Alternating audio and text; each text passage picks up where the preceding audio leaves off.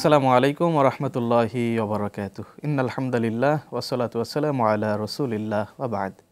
কাছে দূরে দেশ ও প্রবাসে যে যেখান থেকে সংযুক্ত আছেন, দেখছেন প্রিয় চ্যানেল আরটিভি, আপনাদের সকলকে আন্তরিক মোবারকবাদ জানিয়ে শুরু করছি নিয়মিত প্রশ্নোত্তরমূলক ইসলামী আয়োজন প্রাণ নিবেদিত প্রশ্ন করুন অনুষ্ঠানের আজকের পর্বে। প্রতিদিনের মতোই আপনাদের সাথে আমি সংযুক্ত আছি মাওলানা গোলাম কিবরিয়া আল মুসলিম। প্রিয় দর্শক, প্রতি পর্বের ন্যায় এ পর্বেও আমাদের সাথে সম্মানিত একজন ইসলামিক স্কলার উপস্থিত হয়েছেন আপনাদের প্রশ্নগুলোর উত্তর জানিয়ে দেওয়ার জন্য। আমরা পরিচিত হব জনাব মাওলানা শাহ মোহাম্মদ ওয়ালিউল্লাহ সাহেবের সাথে, খতিব বাইতুল আবরার জামে মসজিদ, গুলশান, ঢাকা। আসসালামু আলাইকুম রহমতুল্লাহি ওয়া বারাকাতুহু। ওয়ালাইকুম আসসালাম ওয়া রাহমাতুল্লাহি ওয়া বারাকাতুহু। কেমন আছেন আপনি? আলহামদুলিল্লাহ, আপনি ভালো আছেন? আলহামদুলিল্লাহ, আল্লাহ তাআলা ভালো রেখেছেন। মোহতারাম, আপনাকে আন্তরিক মোবারকবাদ আমাদের স্টুডিওতে আজকে সময় দেওয়ার জন্য। আপনাকে এবং আপনার মাধ্যমে আরটিভির দর্শক শ্রোতাদেরকে মোবারকবাদ জানাচ্ছি আমাকে অনুষ্ঠানে আমন্ত্রিত অতিথি করার জন্য। প্রিয় দর্শক, আমরা সম্মানিত অতিথির সাথে পরিচিত হয়েছি। চলুন এবারে সরাসরি আমরা প্রশ্নোত্তর পর্বে যাব।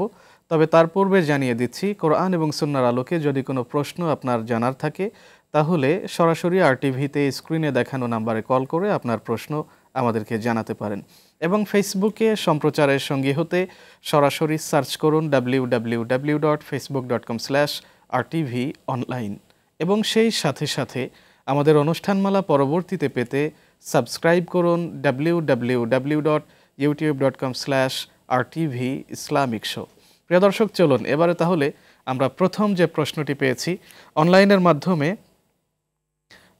প্রথম প্রশ্নটি আমরা পেয়েছি গাজওয়াতুল হিন্দ কি মোহতারাম? আপনাকে মোবারকবাদ এবং দর্শককে মোবারকবাদ সময় উপযোগী গুরুত্বপূর্ণ প্রশ্ন করার জন্য।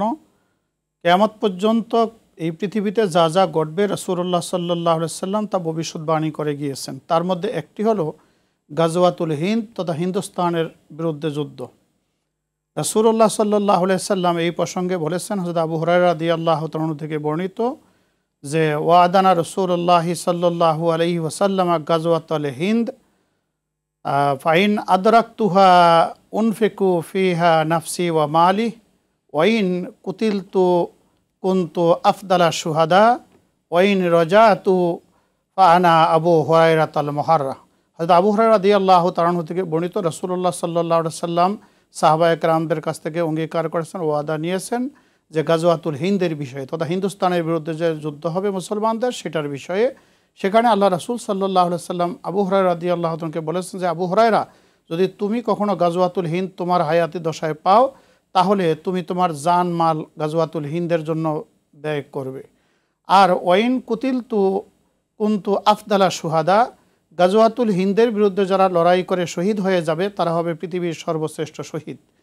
ওয়াইন রাজাতু, আর যদি ফিরে আসে ফাআনা আবু হুরায়রাল মুহাররা, হে আবু হুরায়রা তুমি জেনে রাখো যারা গাজওয়াতুল হিন্দে বিজয়ী হয়ে ফিরে আসবে তাদেরকে আল্লাহ তাআলা জাহান্নামের আগুন থেকে মুক্তি দিয়ে দিবে। এরপরে রাসূলুল্লাহ সাল্লাল্লাহু আলাইহি সাল্লাম বলেছেন যে ইসাবাতান মিন উম্মতি আহরাজাহুম আল্লাহু নার, ইসাবাতুন গাজওয়াতুল হিন্দ, ইসাবাতুন তাগজুল হিন্দ ও ইসাবাতুন তাকুনু মা ঈসা ইবনে মারইয়াম আলাইহিস সালাতু ওয়াস সালাম।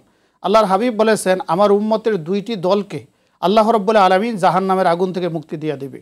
তার মধ্যে একটি দল হবে যারা গাজওয়াতুল হিন্দের বিরুদ্ধে লড়াই করবে, তাদেরকে আল্লাহ তাআলা জাহান্নামের আগুন থেকে মুক্তি দেবে।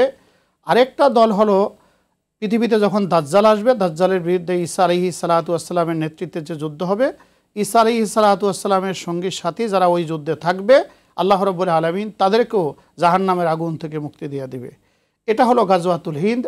এই অধ্যায়টা সুনানে নাসাইতে 3174 নম্বর হাদিস, 3175 নম্বর হাদিস, 3176 নম্বর হাদিস, তিনটি হাদিসে রাসূলুল্লাহ সাল্লাল্লাহু আলাইহি ওয়াসাল্লাম গাজওয়াতুল হিন্দের কথা বলেছেন।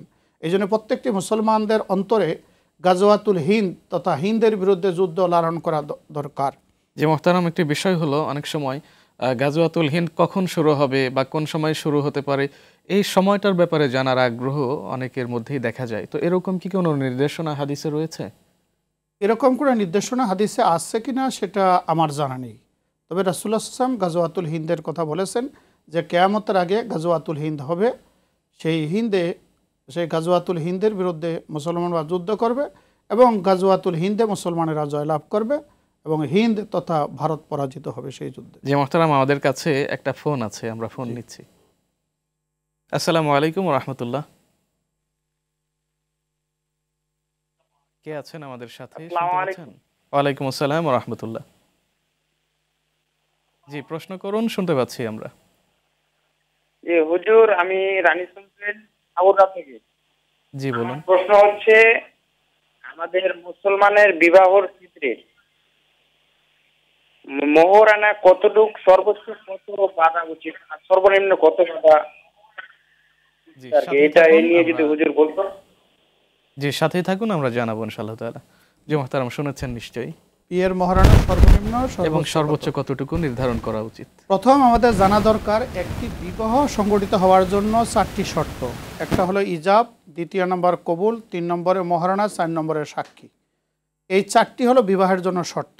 তার মধ্যে মহারণা যেহেতু একটি শর্ত, মহারণা নির্ধারণ হবে মেয়ের পারিপার্শ্বিকতার অবস্থার উপরে, মেয়ের সামাজিক